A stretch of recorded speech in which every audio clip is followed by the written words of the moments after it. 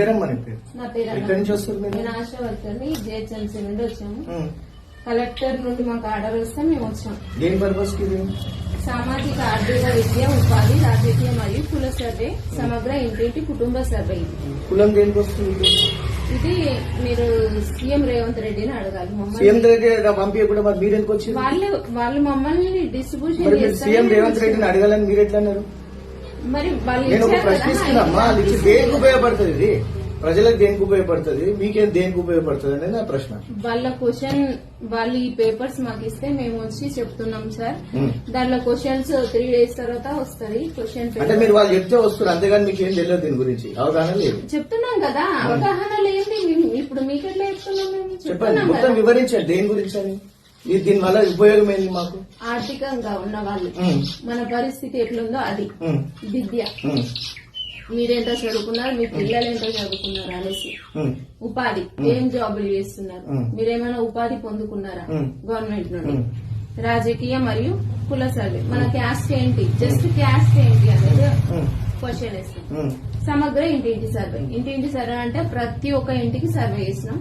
మన ఫ్యామిలీలో ఎవరెవరు ఉన్నారు, మన పిల్లలు, మనము, మన మమ్మీ డాడీ, ప్రతి ఒక్కటి డీటెయిల్స్ ఉంటుంది. డీటెయిల్ తీసుకొని మీరు ఏం చేస్తారు?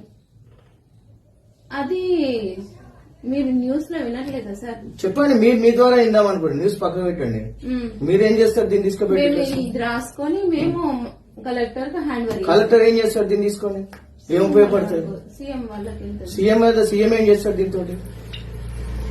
మరి అన్ని తెలుసుకొని రావాలి అమ్మాయి, అన్ని తెలిసి మేము డీటెయిల్స్ రాయాలంటే మిమ్మల్ని డీటెయిల్స్ మేము ఇప్పుడు అస్సలు అడగలేదు.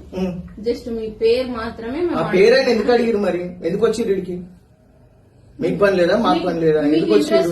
Not interested. అవునమ్మా, నేను ప్రశ్నించే హక్కు నాకు ఉంది, చెప్పే హక్కు నీకు ఉంది, సమాధానం చెప్పాను. నువ్వు ఆశా వర్కర్ అన్నావు కదా, నువ్వు మీరు ఉద్యోగస్తులు అంటున్నారు కదా, నేను అడిగిన దానికి సమాధానం ఇవ్వాలి కదా.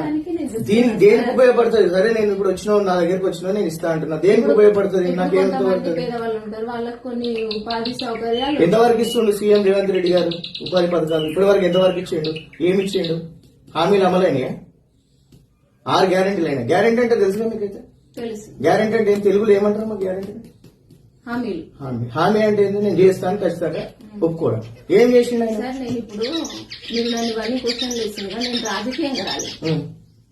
మీరు రాజకీయంగా రాని మరి ఎందుకు వచ్చిన?